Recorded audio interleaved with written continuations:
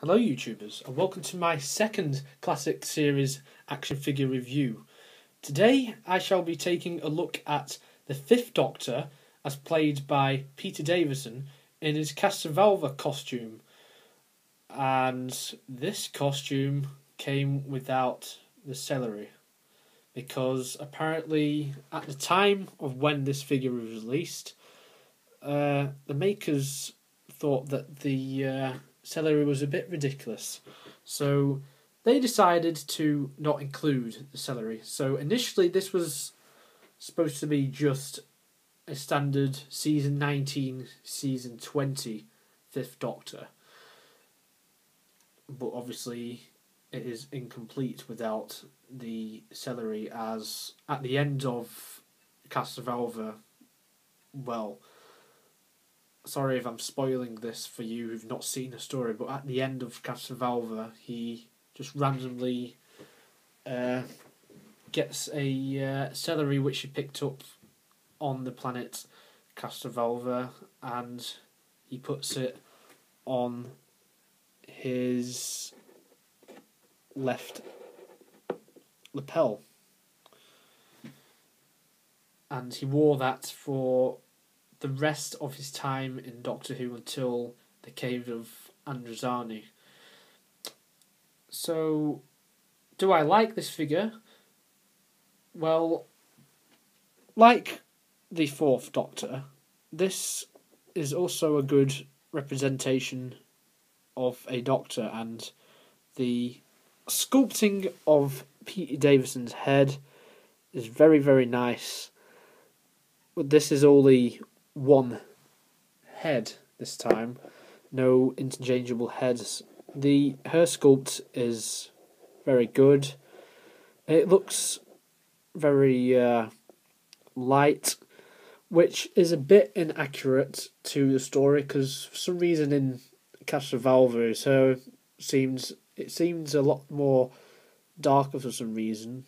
I don't know why, but it just happened to be like that. But in the Regeneration Fifth Doctor, that has been corrected. So his cricket outfit is made of PVC as well, and trousers got very nice stripy patterns as well. And his shirt, you may be able, I can't think you can see on the camera, but it's been made to look like that it's been stitched, and it's made out of cotton, which is very nice.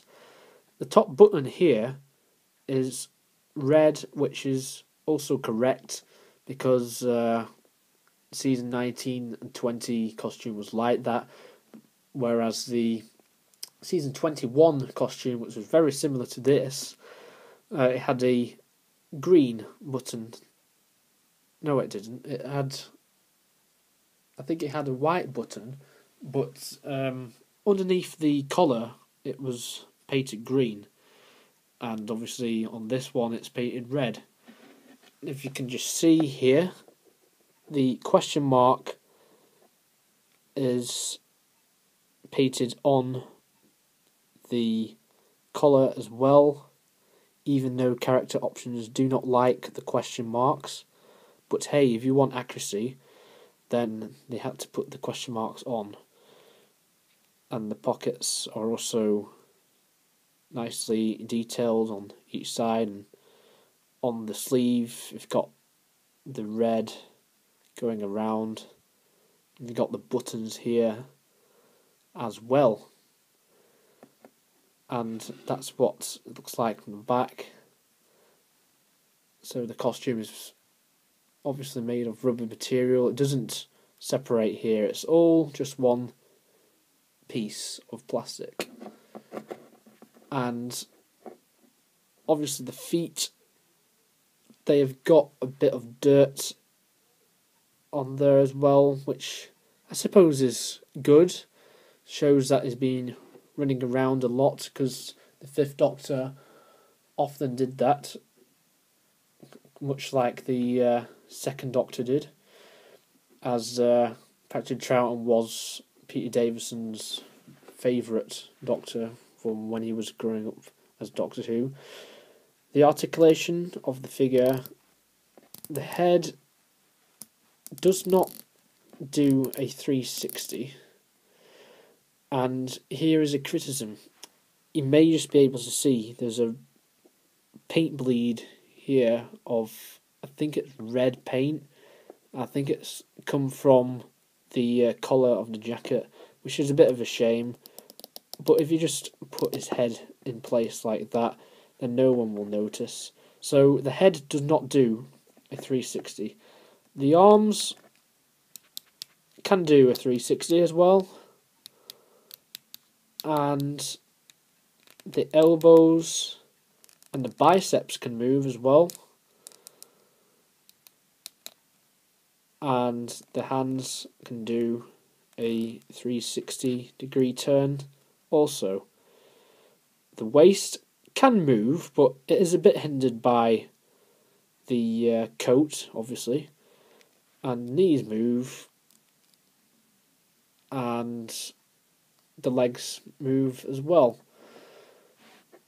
And last but not least, I'll just talk about his sonic screwdriver, which is a welcome addition to this release, as it's supposed to be, well, in my eyes, a figure based on his appearance from Castrovalva, but obviously this sonic screwdriver is, I think it's the same sculpt as the Fourth Doctor's, except that we've got gold at the bottom, like just underneath this red bit at the top here as well, and all of that is just painted red now, because Fourth Doctor had one end black and one end silver, so that's okay.